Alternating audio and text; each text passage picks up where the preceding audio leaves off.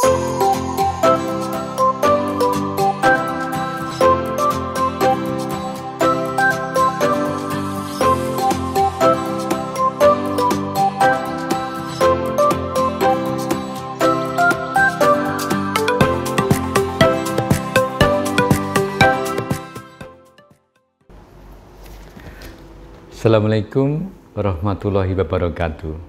Sahabat sekalian, bertemu kembali dengan saya Dr. Yan. Kita masih pada sesi ASMI Tanya Dr. Yan. Bapak Aziz menanyakan putranya yang baru berusia 3,7 tahun, masih kecil, selesai menjalani operasi medulloblastoma. Apakah pada anak seusia demikian 3,7 tahun aman dilakukan kemoterapi? Sahabat sekalian, sebelum menjawab dan membahas pertanyaan ini, saya sampaikan mungkin prihatin untuk Bapak Aziz serta keluarganya. Semoga putranya mendapatkan pengobatan yang terbaik dan berhasil dengan baik. Sahabat sekalian, medulloblastoma adalah suatu tumor yang memang sering terjadi pada anak kecil.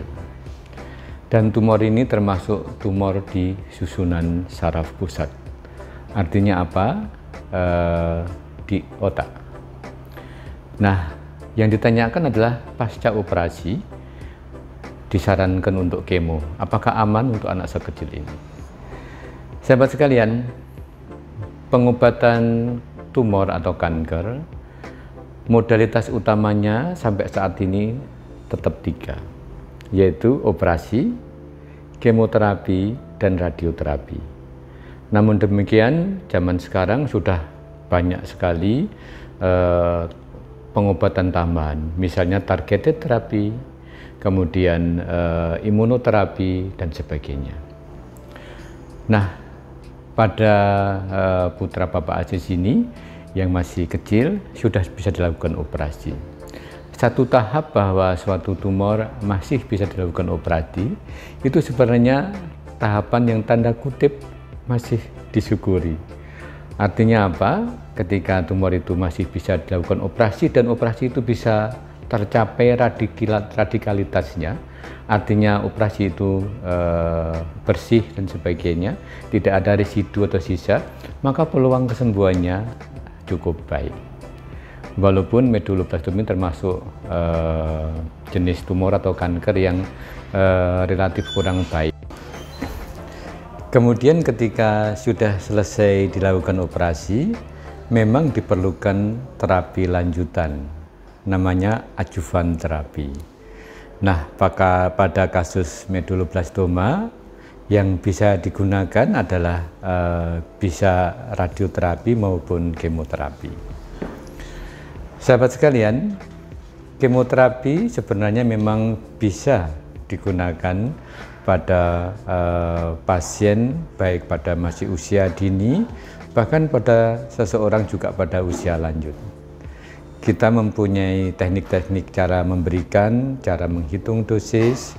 Tentunya yang paling penting adalah memilihkan obat yang sesuai. Sebenarnya kalau memang sudah dilakukan operasi dan dianjurkan kemoterapi, itu harus dilakukan segera.